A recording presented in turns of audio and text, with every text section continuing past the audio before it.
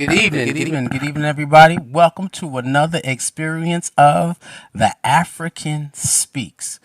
And you know that our 2026 theme for the entire year is the coming of the Mbutu generation. The coming of the Mbutu generation.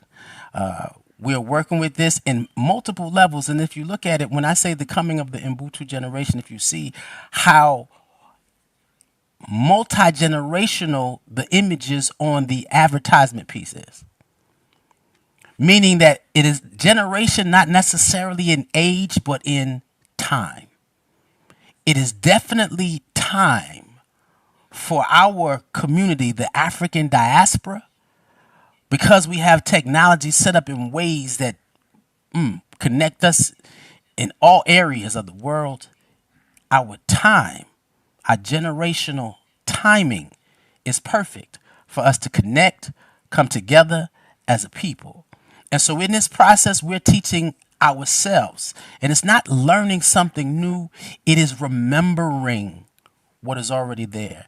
The children know, we said, hey, what is Ubuntu? And a lot of people say it is the definition of I am because we are. However, it goes deeper than that. It is the process of remembering what is already built inside you. Ubuntu is knowing what is in your bones. It's not a faith, it's not a belief, it's a knowing. It's something more profound, more built into who we are. A process of remembering. And imagine, what would it look like? What would the world be like? What would the diaspora feel like if we all took time to remember? Functioning from a knowing, a faith beyond faith. And so I know I have some people who have not seen this, and I invited them to watch it. As we continue, we're going to create something called the collective. In that collective, the collective is going to be a scenario where you can actually log in and come on the show. And we can have an open discussion about who, what, when, where, why, and how. What information is there for you? One love, good language, good English. I appreciate you. I appreciate you. And everybody that's there watching online, peace and blessings. Definitely peace and blessings. And so the first time we introduced this concept, we wanted to talk about how Ubuntu was divine, right? We want to discuss Ubuntu being divine. And in that process of discussing Ubuntu being divine, we said this happened way before language, culture, way before the human experience. When you understand I am because we are. And when you look at how the Most High created the universe in harmony and peace at one with itself, before it said, let us create man in our image, one male and one female. Not man as a single being, man as a species, one male, one female. And we're going to say, that's who they represent. But do you see the family behind them? We are the first family of the planet. But to understand Ubuntu in nature, you cannot have fish existing outside of water. You cannot have a plant grow without the sun, without fertile soil. Bees move pollen around so that things can grow. Everything is a balance. Everything is in harmony. Without man, the earth exists in pure harmony. Ubuntu, I am because we are. That gorilla is a gorilla because there's a jungle and some bananas for him to swing on. Without the trees, what is a gorilla going to do? He can't swing on anything. What is he going to eat? Again, nature connects in harmony. And so we bring the people of the planet, when they came in, that Afro consciousness was understanding that relationship to the harmony, their connection, the metaphysical relationship to everything around them. Ubuntu is divine. That is Afro consciousness, that there was a oneness of all things and everything. And so in that space, we went from introducing Ubuntu to talking about Ubuntu is divine to where we are here. And we talked about, well, where are we now? And so we discussed the black reality of the diaspora. What is the reality of the diaspora or within it? Inside yourself, your consciousness. We had a consciousness where we knew that we were all connected. We were one family, one people, one movement. Many different cultures and languages, but it was what? It was the way we expressed our understanding of our relationship to the universe. That was everything and everybody. But now it has been interrupted through colonialism and slavery. And so in us is a war, a warfare going on, a mental, spiritual, emotional warfare, where the African in you, the African mindset that believes in communalism, believes in family, believes in connectedness, is battling up against that colonialized mind that believes in selfishness, self-centeredness. Every man for themselves, where you're judging yourself according to someone else's definition of who you are. And anytime we're going through states where we're tired, we're exhausted, we're wearing down, it's because inside there's a warfare that never ends. One may win over one day, and the other one may win over the other day. But this is that war that is going on inside of you. It hadn't completely hushed your African mindset that knew that you was a manifestation of divine thought, that you are connected to all things around you, that you are a vessel for a spirit to work through, and that everything you see is a manifestation of the Most High. To that, I'm a colonialized mindset where I am a manifestation of the governmental structures that want to control me. And I function from those structures, or those things that those governmental structures put in me. Right? And so we went from there to started teaching. Last week we did a 2-in-1 because we had fell behind because of the weather and I got sick. And we got to a point where this was 2-in-1, and we're going to go back and talk about these individually, but I wanted to play catch up, where we're talking about the kingdom within, identity as a spiritual technology. We got 2-in-1 last week.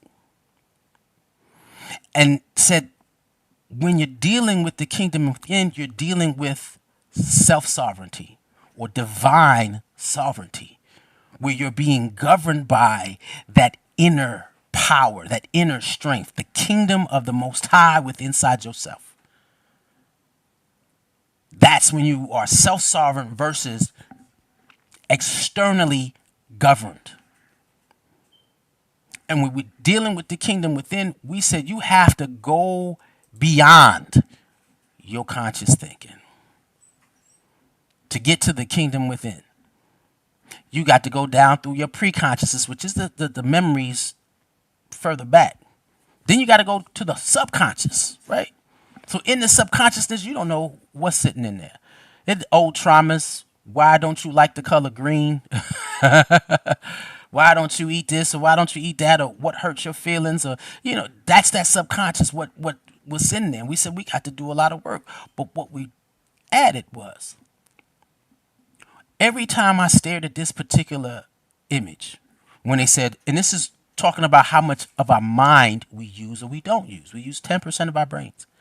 I didn't see that. I saw housing consciousness. My brain is the space where the consciousness comes in. Now, if I'm only using 10% of my brain, I said, well, let's go inside and see what's there. And as I would go in my own meditation, you get to a place where you're really out of your mind. Your meditation takes you into those living waters of divine consciousness. Your mind dissolves into a living water of creative intelligence, cosmic energy and creative intelligence. you get to that point where you are experiencing an energy that is limitless, vast, within inside yourself. And if that happens inside you, because we said that the biggest lie you were ever told, that heaven was outside of your own human experience. And a lot of us truly are holding on to that because you can see how much we don't produce as beings of the Most High. And so we know that everything about your identity is based off of your awareness. We stated that your spiritual technology is based off of your spiritual awareness. And your spiritual awareness gives you your identity. It gives you who you are and teaches you how to function. And when we left off with this, we added that it's like code. It's like the coding. And I said, we're going to call it your F12 code source. Now, if you hit F12, if you're watching the internet and you hit F12 on your keyboard, the page will split, and on the right of that keyboard or the right of that screen, you're going to see the source code that makes everything manifest on the left. So even if you're watching this and you hit F12, you'll see the screen split. On the left-hand side will be the live stream. On the right-hand side will be the soft code hitting behind it that gives this live stream the identity of what you see. That's just like who we are as beings. There is a source code, which is our awareness of who we are, that gives us our identity. And so from that understanding, we moved to the point where we're saying, hey, today's lesson, language as programming. Language as programming. Words as a neurological architecture. You're like, what? This brother's about to get super deep. And this was on me. And so, yes, we have to ask ourselves, when you say language is programming, you ask yourself, well, what is language? What is language considered? How is language used? How does that help me improve my life and the life of the members that I'm connected to? How does language allow me to see the world better? How does language allow me to see myself? Language is literally the blueprint. It is the blueprint that the mind uses to create structure. It gives its understanding of what the world around us. Language gives us the understanding of the world around us, which means moving towards Ubuntu, understanding that I am because we are, is remembering. The process of remembering, but we have to engage that inner engineering. This is how we begin to not be governed by external extremities, but in inner engineering on who we are.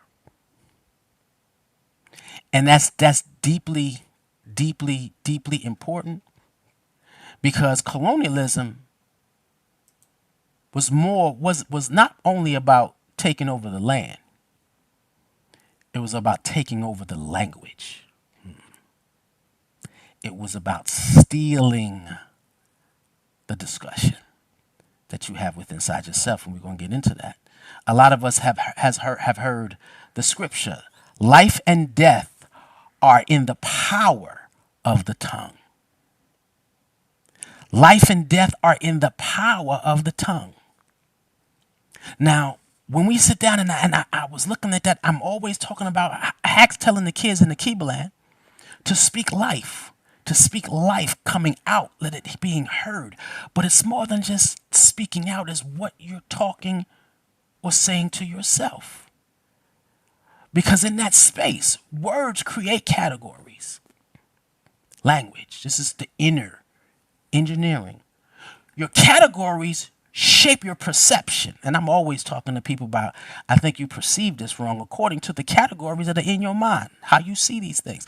Your perception about things guides your behavior. Your behavior reinforces what? The identity. And so in that space where this scripture was talking about what you say out your mouth is more focused on what you say to yourself when your mouth is not moving. What? This is more about what you say to yourself. Life and death are in the power of the tongue. It's what you say to yourself when your mouth is not moving. These are all about your inner thoughts. Now, in the process of colonialism, slavery, you can go in and think you can take the resources of the land. That's one thing. But to own land that you don't live on and to make somebody surrender to you, you had to change the thinking of the people on the land. In colonialism, when they got the first series of slaves, they were not worried about the first generation. Colonialism said, look, we got them, but that doesn't make them a slave. Nah, we got to change how they think. This is why they changed your name, because our names have vibrations. The names had meaning. They had destiny. They had heritage. They had history. The names meant something. She said, Najuma, language is more than just communication. It's creation in motion. When you speak, pray, think, we program our responses, beliefs, and how we perceive our reality. One love, Najuma. Again, we coming with the collective where y'all can come in and click, and I can bring you in onto the screen, and they can see you, and you can get to say it for yourself. The collective is coming. But language was so much more than just communication. It is the art of creation, but it's not necessarily only what you say, it's what you think. Now name the computer that never shuts down, that is always running. It is your mind. So even when you're sleeping, if the language in you is the language of your oppression, if it's the language of colonialism, if it's the language that is the mark of slavery, you wake up and you still are the same being that you was before if the language didn't change.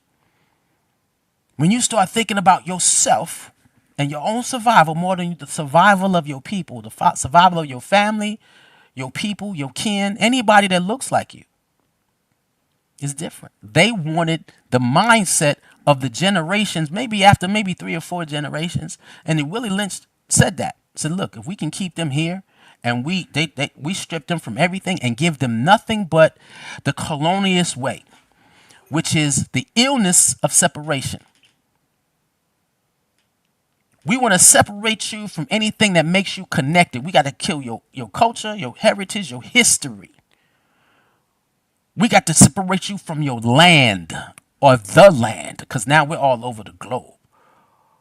We got to give you the ignorance of self. And that was clear. They knew that, look, people say, oh, ignorance is bliss. Ignorance is not bliss. Ignorance is brutal. The brutality of ignorance is such that it will make you dead while you're alive. It will make you dead while you're alive. And a lot of people, man, please. Just because you got a great job, just because you got your own place, just because you got you a car, just because you can get dressed, does not mean that you're not the walking dead. Because what is life to someone who just came out of colonialism? Is it to have the person that colonized you to have a better life in their world? Or is it tapping into the divine person that you are and us becoming the people that we called to create a world from that awareness. Not my awareness allows me to get a better life in this state of colonialism.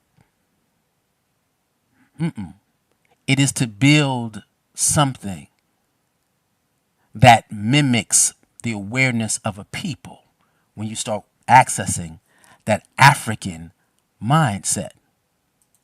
Now, they said the worst prison of them all is the sentence that you repeat to yourself. The worst prison to exist in is the sentence that you repeat to yourself, even when you sleep. If you don't think you nothing and you got to walk out and you walking around with your chest out saying I'm something, but you go to sleep and your mind reverts back to the conditioning, the programming, you wake up believing. And I remember hearing a friend of mine in the bathroom screaming at himself in the mirror to make him believe in his own greatness. I was like, wow, he's having some troubles. But he was fighting himself. Now, in that space where they say the most powerful prison is the sentence, and they didn't understand what they said, the sentence. And when they put us in prison, they give us a what? A sentence.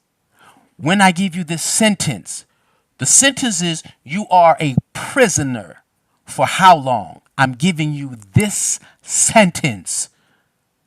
That you will be incarcerated and locked up and a prisoner not allowed to manifest your grand self for 25 to life. You have a sentence. And now you have to live out the identity that I declare on you. And you hope that in there you get rehabilitation. But they don't put anything in there for rehabilitation for real. But it's a sentence. And imagine, you free. What sentence are you saying to yourself when your mouth is not moving? What are the words are you repeating? What fears do you fall against? What anxieties do you have? What doubts manifest when you are not speaking? When you can't hear your voice, but you hear your thoughts. So this language that it says, the language, life and death are the power of the tongue. That language is the language of your thoughts. It's the power of your thinking, internal. What are you saying to yourself? Because if you can give yourself your colonialistic thinking, you definitely deliver it to other people when it's time for you to actually be verbal. And that is something that we have to look at. Okay, see, I see you, Najuma. Look how language works. It's powerful. You ain't got to say nothing to speak. I tell the kids, I said, real talk. So I said, hey, you ever seen somebody walk in a room and own the room before they speak? Yeah, watch this. And we did it this past week. And I said, did I do it? They were like, yeah, you walked in there. It's what you're saying to yourself. Every time I take on a community project, I challenge the being within me. How much can I go through to see the greatness that is coming within me? It took me years to change this thinking inside myself. And so you have to understand that in that concept of where you're not talking, but your programming is continuing, it is the concept of you having African hardware being controlled by European software. We are African hardware being controlled by European software. Now think about it. What would a heterosexual white male in America think about himself? Right. He had to condition himself to think that way. Why? Because he came up against a society of people who understood we were the higher developing beings. But when you talk about it today, what does the white male think about himself? He controls the government structure. He gives you your identity. He gives it to you.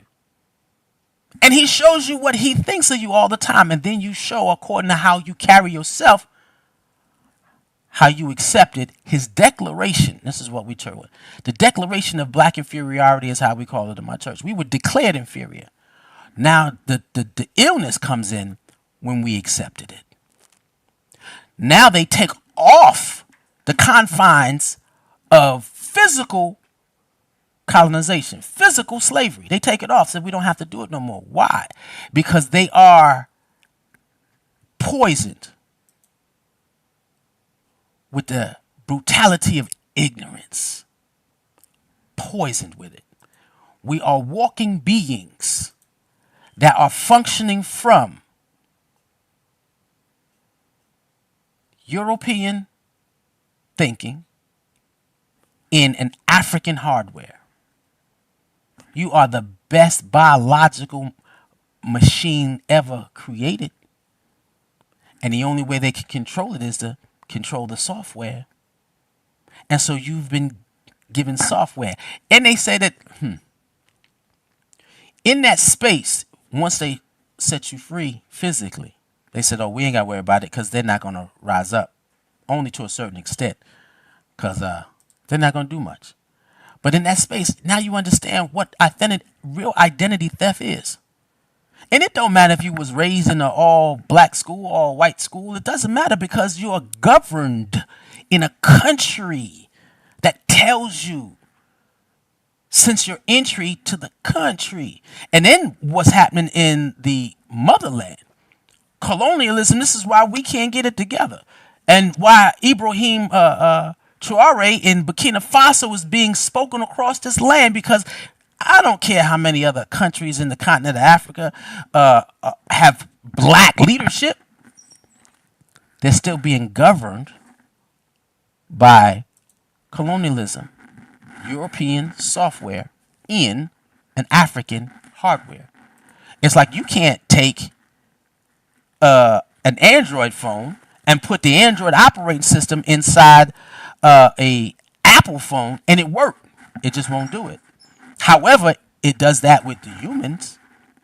Now, if I tell you, and we've done this last week, if there is a software inside a computer that does not allow that computer to function at its proper state, what is that software?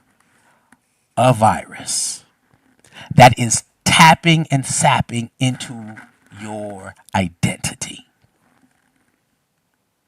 That's identity theft. Last week we said the biggest lie was teaching you that the kingdom of God is outside yourself. Identity theft. And everything about what you experience here is about stealing your identity. Now, we're going to talk about how those words affect your body. It is stated that by the age of 12, the majority, the age of 12, that particular being has been controlled and been moved to a state where they're functioning from their beta frequency mindset, survival mode. And as long as you can keep a body on survival mode, they will never manifest to their higher self. Now, when you sit down and say, okay, get deep into that, Ajay. If you're always worried about your rent, stress, your body constricts. That tension goes through your whole being. This is why we have pre-existing conditions. It's right here. And it don't matter White man can sit down and say, man, if I take a shower, I go get educated, and I put on different clothes, I can change who I am. But as a black man, when they decided to bring black people over to America and make us slaves, they said, easy, because we're always going to know that they're here. You can't escape. And so your whole life is functioning out of survival mode. This is why some of us have nerve issues, and that some people are nervous and anxiety. That's what your body is constricted to the point it can't relax, it can't rest, it can't breathe. Why? Because you're always existing in survival mode. And they said it starts at the age of 12. By 12, the nervous system of the body knows I'm trying to survive every day. And I tell people, you give me your kid early enough, I'm trying to tell you, I'm fighting for them. By the time they 12, if I hadn't got them, we're going to have to teach them to fight for themselves, because that's where it starts. Now, I got some kids this year last year, right? They were like 11. And I dropped my head. I said, man, we're going to have to put some work in. Because they need to understand, just like you, that you live in survival mode. And it doesn't matter how much information you have in your consciousness. Doesn't matter. If you still got food, I'm fighting for food. Clothes, you see, even though, no matter what I'm wearing, I'm still struggling. I got to buy it. I got to get the money up. Shelter, rent, heat, electricity, water bill, trash bill. What? Your body is always like this. So you never get an opportunity to know how powerful you are, how great you can be. You never understand that free-flowing energy. And you're always looking for somebody to help you survive. That's when you realize that sometimes the relationships aren't real. Because all they care about is what? I need somebody to help me to survive. My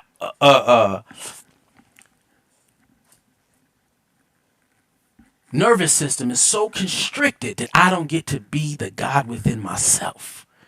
I can't reach. I can't slow down and meditate and reach the kingdom of God inside me. Because the language that I have around me has governed my mind to the point where my identity was hijacked. And it's a struggle. It's a fight. It's an everyday journey. And again, if they say by the age of 12, if your kids had not found out ways to if the language about who they are, whose they are, why they're here, is not embedded in them by 12, they switch to survival mode and colonialism got them. 12. That doesn't mean that they didn't have a good education. That doesn't mean they didn't have good clothes. That doesn't mean they had good food. They have not been a part of a deconditioning process where they are reprogrammed. And I say reprogram because by the age of 5, get a little girl and ask a little girl, do the doll test on the next 5-year-old that you see. White doll, black doll. Which one is she going to choose? Sad situation. Because when you got a kid choosing a black child choosing the white doll at 5, whoa. So then which are you going to choose? You have a lot of black people who don't even want to talk about being African. They don't even want to discuss African culture, African food, African music. They fight it all the way. Then you got people who only put their pinky toe and step out. Wow, well, my family think I'm tripping. Your family, we all are functioning from a constricted nervous system, brain and nervous system, which goes all over our body. It is the wiring. And if we don't deal with the issue of our wiring, we won't get there. We're always in that fight or flight mindset. When a gazelle is getting chased by a lion, you ever seen that beast run? Running for their whole life. Black people do that the minute they come out the womb. By the age of 12, you in the full stride and you never get a chance to slow down. That's why we have pre-existing conditions. That's why we never function from our fullest state of being, because we're always that gazelle running from the beast trying to eat us. Can you imagine what a black man has to go through that said, man, y'all know it, a black person, period. When those lights hit you behind you, Them police light hit you. Ooh, you already driving restricted. Why? Because you in America. You trying to listen to the music you want to listen. You try to calm down. But minute them lights hit you, ooh, it ain't even got to hit you. All you got to do is drive past the car. Ooh, real talk. I be there. I be there. I got tired of getting locked up. Off of nothing. You know, oh, hey, this is this and this is that. Man, please. You hate it. And in that space where you live from a space of constricted nervous system, you don't get to who you are. How do you change the inner talk? This is why when they say mental illness is increasing in our community. Why? Because it don't matter. We're in a more relaxed state of slavery, but we see it more. We feel it differently here. Back when we were slaves, you catch a whip, you catch a beating. Yeah, well, you thinking you really, if I work hard, I can get ahead. You, as an individual, might. But everybody else around you not. Why? Because they don't open doors for a people. They open doors for a person.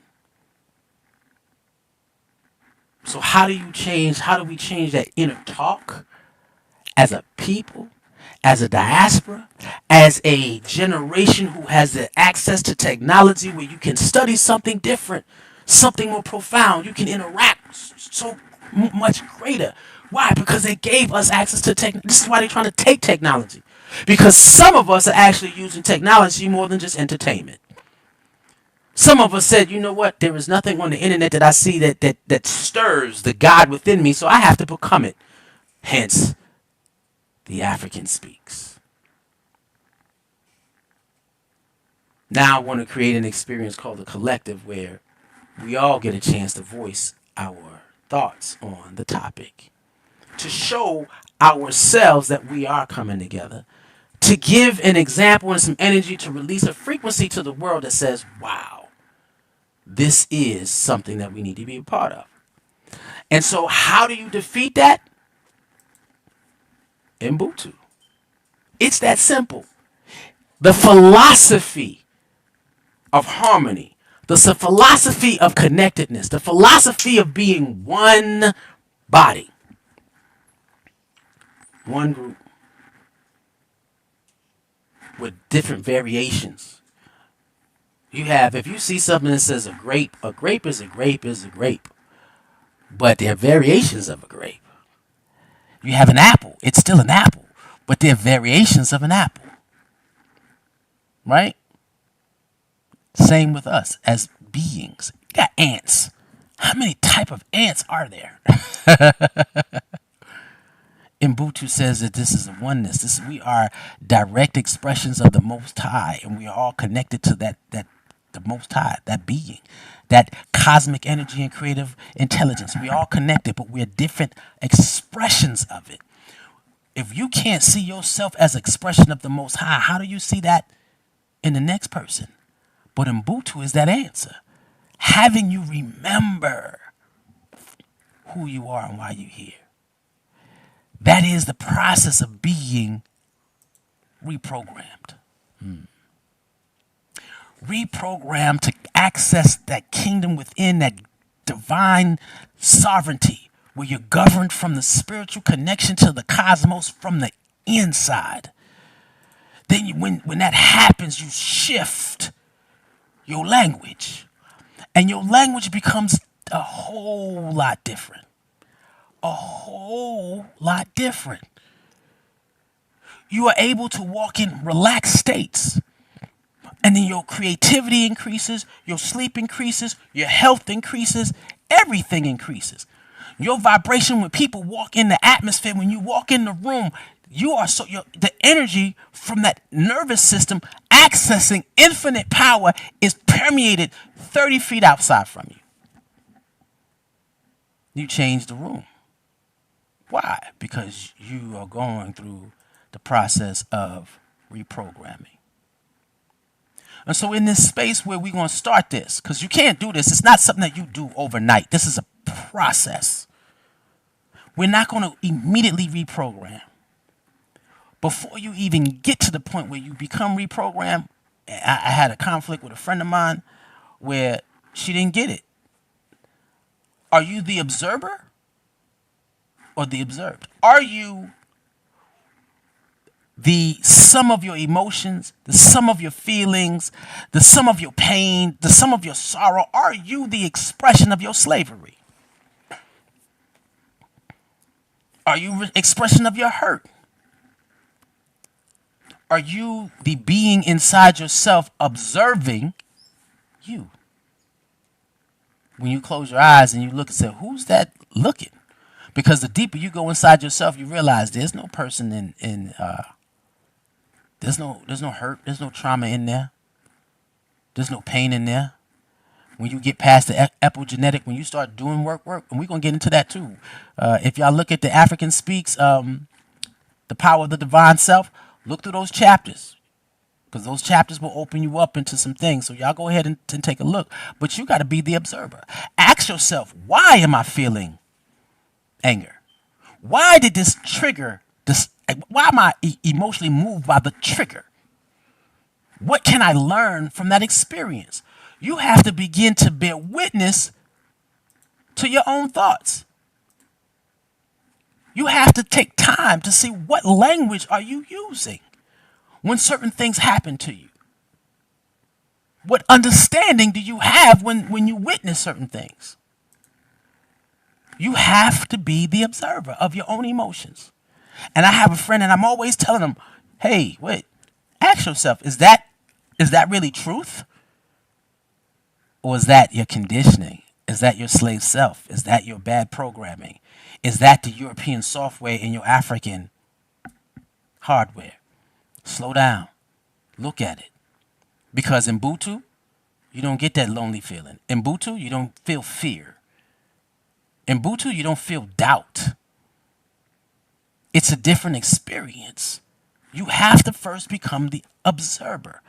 Take a look at your feelings and ask yourself, why am I feeling this? Okay. How does that make me? Okay. Now, am I anger? I am not anger when I define myself spiritually. Anger is an emotion. It's not the power of the being. I'm created in the image of God. I'm the male version of that creation. I'm not anger. Am I fear? Nah. And so you got to go to that point where your language becomes your identity. And you take the time to change it. I tell people we have esports. And we try to teach the kids identity in esports. Right? All right. Did he beat you? Or did you beat yourself?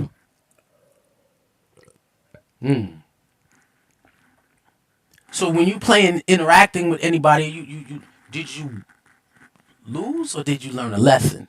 How are you perceiving that? Did you observe that experience differently? Are you, when you say, I'm not enough? Are you not enough or are you just not evenly yoked? That's a difference. That don't mean you're not enough. That means that person may not be him or her. What is the language you use? I'm lonely? Are you ever? Because how can you say lonely and understanding in Ubuntu when you know that you're always connected? The kingdom of God is within you. To say you're lonely is to say that I'm mentally disconnected from the creator within. So you're never truly by yourself. I say, are you bored? Or you haven't tapped into your creativity. I need to tap into my creativity to find something to do at this time. Become the observer. Bear witness to your thinking. And change what you must. But you don't have to necessarily change it now. I need you to bear witness to it. Some individuals are never bearing witness to how they feel, think, or respond. Slow down.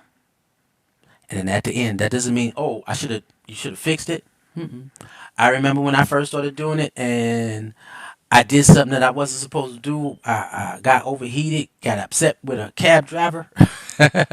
Hey, Benny, you remember the story? And he went home and said, "Mommy, mommy, I saw," and then he said my slave name, and her eyes got big versus saying my African name. And she looked at me and she said, "What happened?" And so I told her it was a cab driver being deeply, deeply racist when I'm with my kid brother, and I had no reason why. It was no reason why this kid. He stopped on the highway exit. Let me tell the story. Indian dude stopped on the highway exit, told him I'm on the way home. I need you to so and so and so. He stopped on the exit to get on the highway and turned around and said, "I want my money now." Excuse me? Give me my money now. Wait, wait, wait, wait, wait. We're on the exit to the highway, brother. You about to drive on to the exit. How are you stopping before you get on the exit of the highway? No, no, no, no. I'm not going nowhere until you give me my money. And I pulled out a knot. Said, "Brother, I have no issue with finances. I need you to not treat me like this in front of my little brother. I do not want him to experience this. So please, drive." "No, you're going to give me my money now." And up until this time, all I said was, "Good evening, thank you for coming. This is where we would like to go." And I don't know, whatever it was, I lost it. I lost it. And back then, we didn't have any, it wasn't Uber. So it was that plastic glass. I almost went through that plastic glass. Yeah. And then I got out and I got home and I was upset. And I sort of the look in my brother's eyes and I had to pause. And I had to be the observer to my own action. Why did you let that trigger you? Why did that bother you? Because I got out the car. We walked back up the hill into the hotel, got on the phone, called a cab, got another cab, went home. And I needed to check my energy. Be the observer. Bear witness to yourself. And then slowly learn your triggers. Slowly take the time. And then anytime you pass or fail, ask the universe, can I have another chance to pass that test? My response was what it shouldn't have been. I responded from my conditioning.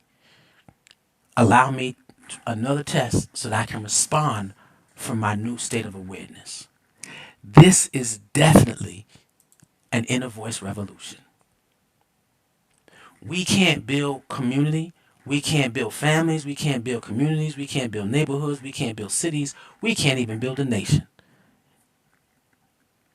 if that inner voice revolution hasn't gone on and we don't see ourselves as kings, queens, or empire makers. We have to get to that point where the inner voice revolution is the forefront of who we are and what we do. We're moving from that survival mindset to that sovereign mindset. Survival mindset where we're governed by all of external. Our behaviors are based off of all of external issues. But when you have a sovereignty unto God, it's like Marcus Garvey would talk about sovereignty under God. That means everything is internal. And you can find your greatness not outside, but from within. And from that greatness, you produce everything you need. And so everything that you are reflects upon that awareness of your inner divinity. Ubuntu is about understanding and being woken back up or remembering your inner divinity. Now imagine raising our kids in that state. And I'm forever always for the next year coming back to World of Akiba Land. I see y'all on Sundays. Here in Atlanta, we are going to create the experience as well. I told them, y'all get ready. We're changing the dynamics of how we do Sunday service, where kids can log in, not just view it. It's one thing to view it from home. It's another thing to be able to log in and actually talk to kids around the world. We're building that as well as the Pan-African Kids Council. I'm about to start advertising that. We launched that this weekend. Kids from all over the country having one understanding that I am because We are. And understanding that Ubuntu is divine. And we're going to make sure that the age in which we get them, that we keep control of that narrative that they have in their head for themselves. So by the time, if they from 12 to 18, when you unleash your children to the world, they are the definition of an identity of what it means to be a spiritual being.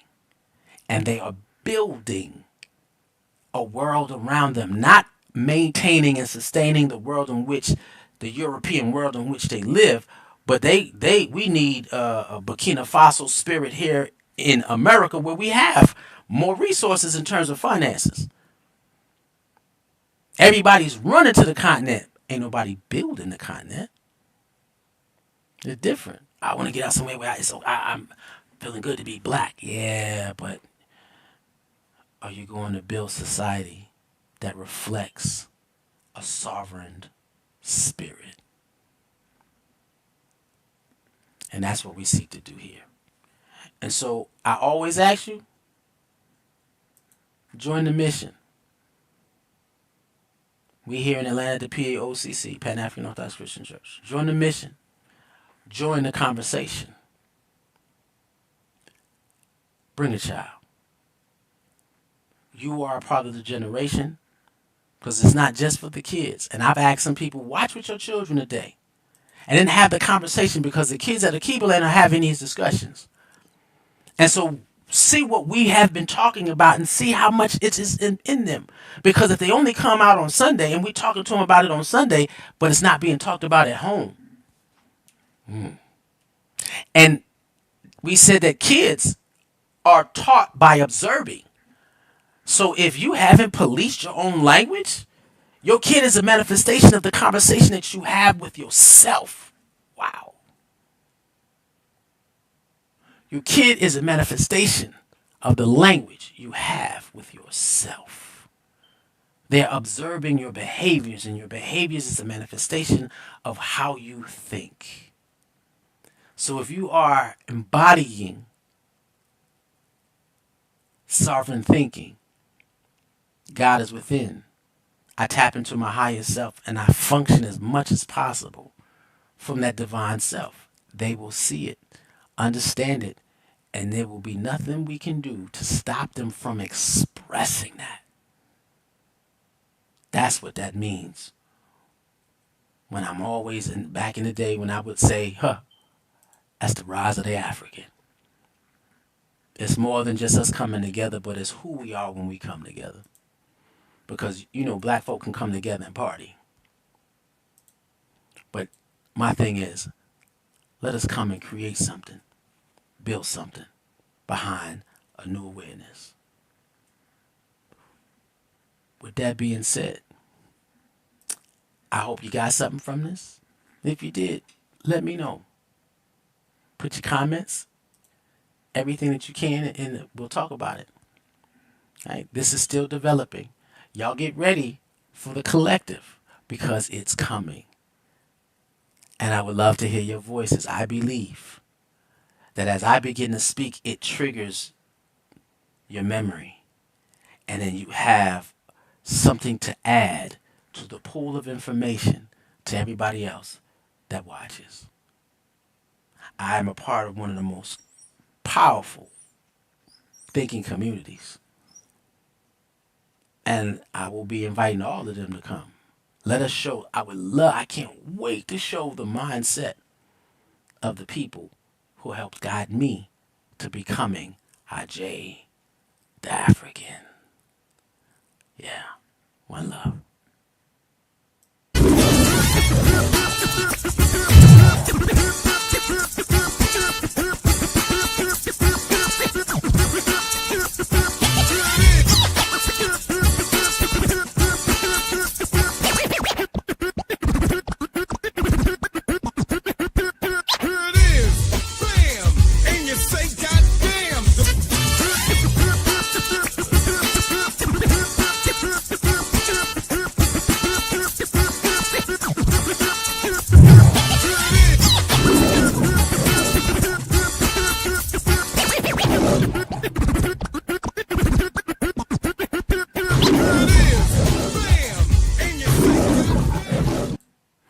Before we go, one, I thank you for being here tonight. I would also like to say I woke up this morning at 7:30 and found out about the transition of Jesse Jackson.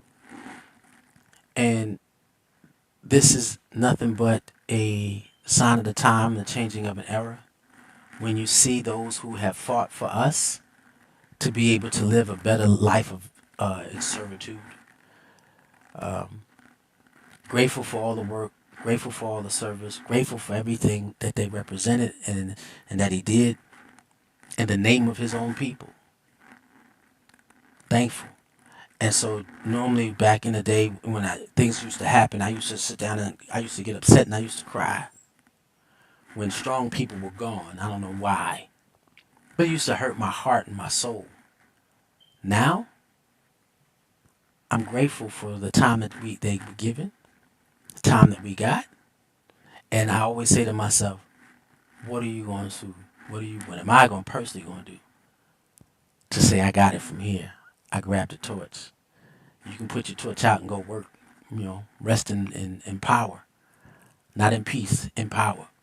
Because we got more work to do. So we got another soldier that crossed over that you can call on and say, hey, help me with the liberation of our people.